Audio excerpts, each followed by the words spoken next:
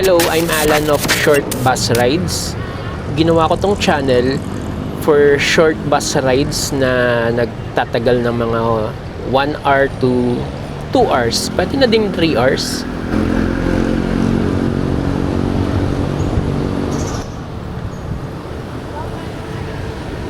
So, ang bus na sasakyan natin ngayon ay ito, Metro Manila Bus. Here in Pasita Complex na may terminal dito malapit sa Shopwise. Tatawid ka lang and then nandito ka na sa bus terminal. So iba-iba yung mga bus dito. For this video, ang sasakyan natin papuntang Loton is itong Metro Manila Bus. So hindi naman sila nagpupuno dito. Actually may oras lang din ata. So nakaalis ako ng ganitong oras.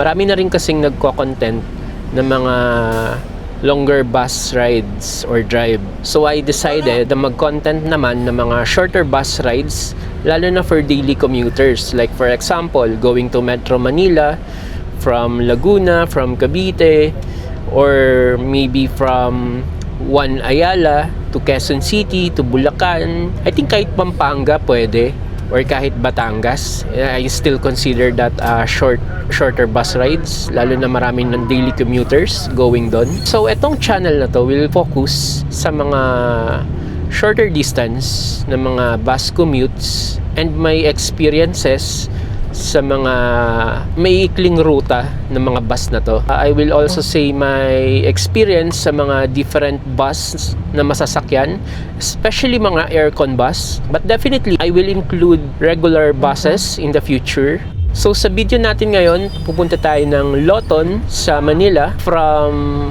Pasita Complex, San Pedro, Laguna.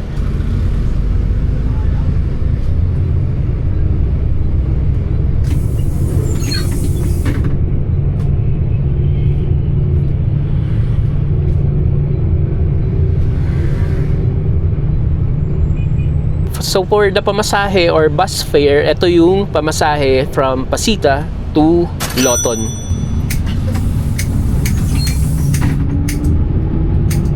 And then of course, dadaan to sa usual na daanan papuntang SLEX. Dadaan to na San Pedro, ng Muntinlupa, Susana Heights. Mag-i-stop doon for inspection. Then after ng inspection, dire-diretso na to going to SLEX and to Manila na. Pero before mag-Manila to or papuntang Loton, dadaan muna to ng Ayala and One Ayala, and then mamaya makikita nyo magi-U-turn to. Ito na yung bagong ruta since nagkaroon na ng changes before, kasi may PITX na, may One Ayala na, tapos hindi na ata pwede yung mga provincial buses along EDSA. So may different route na from kung Pasita ka manggagaling or Muntinlupa, then dadaan or pupunta ka ng Buendia, ng Manila, ng Loton. So mamaya makikita nyo. Dala na ng Walter! akala nila may sakit. Dala na yung nagpagtanda. Sa sasakyan.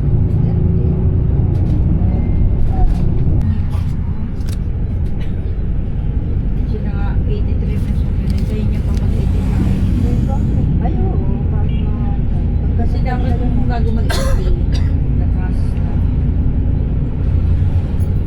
yun lang talaga, 80, 85, 90, 95. Tapos 100, pag-usapan na yung buhay pa.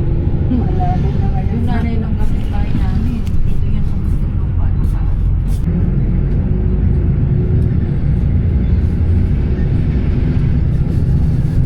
So sa biyahe natin ito, hindi traffic, talagang smooth lang yung drive ng bus na to. Hindi naman kaskasero yung driver, so that's a good thing. Although puno itong bus pagdating ng Susana Heights, kasi nga kumuha to ng mga pasahero along the way.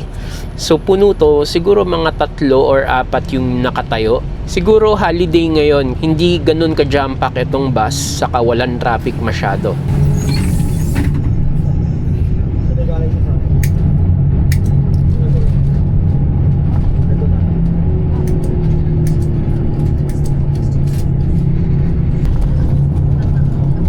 Sila ba dyan? Marami.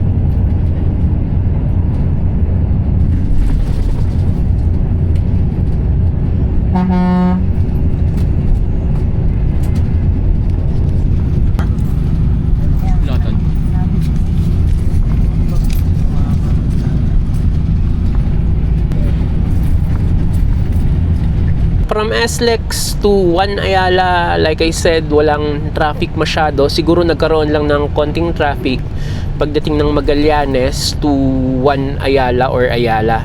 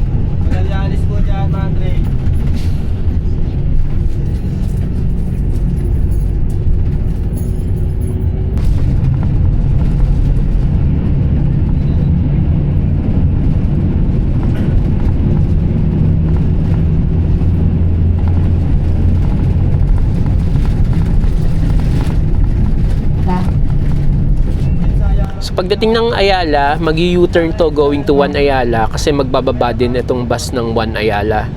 So at least hindi ka na, kung from Pasita ka then mag-Ayala ka and then pupunta ka ng 1 Ayala, hindi mo na kailangan maglakad. Lalo na yung mga matatanda, hindi na kailangan umakyat pa dun sa taas sa may MRT. Ngayon, iikot na to ng 1 Ayala, magbababa dun. After that, iikot ulit to papuntang kabila sa may bandang Ayala MRT station northbound. Then pupunta na siya ng Ayala Avenue going to Buendia. So dito magkakaroon siya ng stops, pwede siya magbaba or magsakay.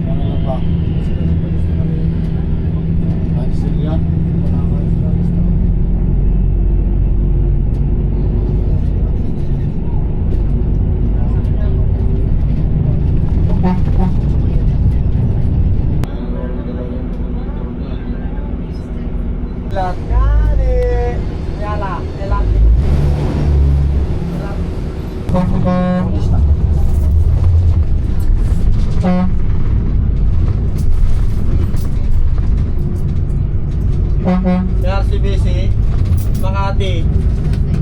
Wala, Makati. Makati.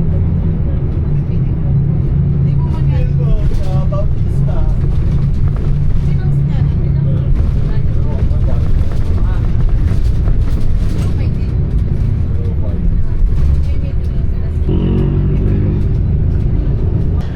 For today, wala ding traffic, so mabilis lang going to Buendia. Then, going to Buendia to Loton, yun, mag-i-stop siya, depende na sa kung may bababa na mga Usual spot, usually sa mga LRT stations, yun, pwede siya magbaba. Kung wala naman, dire-diretso na siya, Paloton. Maski dito sumakay, sa Ludon sumakay.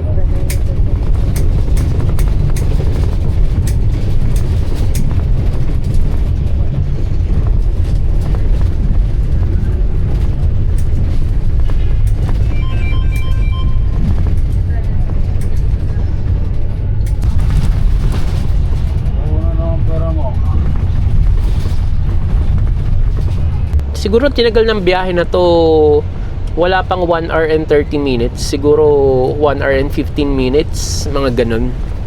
Kasi yun nga, wala masyadong traffic. Kasi holiday ngayon, and then sa pagdating ng One Ayala, papuntang Manila, wala na rin masyadong sumakay. So mabilis lang yung biyahe. Pero siguro kung traffic, yung usual araw, weekdays, ganun. Siguro kung Pasita to Loton, mga 1 hour 30 minutes to 2 hours siguro ang itatagal nitong biyahe na to kapag may mga traffic talaga. Pero yun nga, kung normal, kung mabilis lang, mga ganito, 1 hour and 30 minutes siguro ang itatagal. So for my experience, overall with the bus, Metro Manila bus, from Pasita to Loton, maayos naman, malamig din yung aircon, malinis din yung bus. Standard aircon siya, 2x2 yung upuan niya.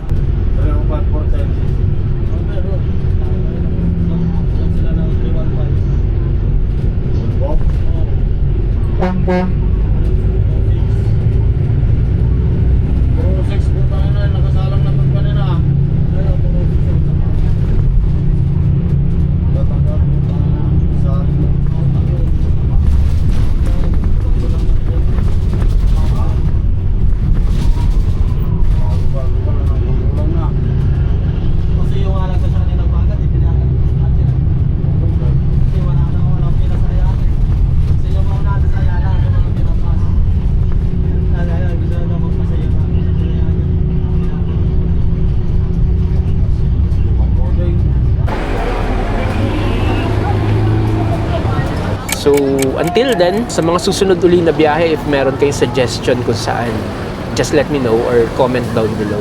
Thank you! Tadaan ng Binondo, kaya? Di ba?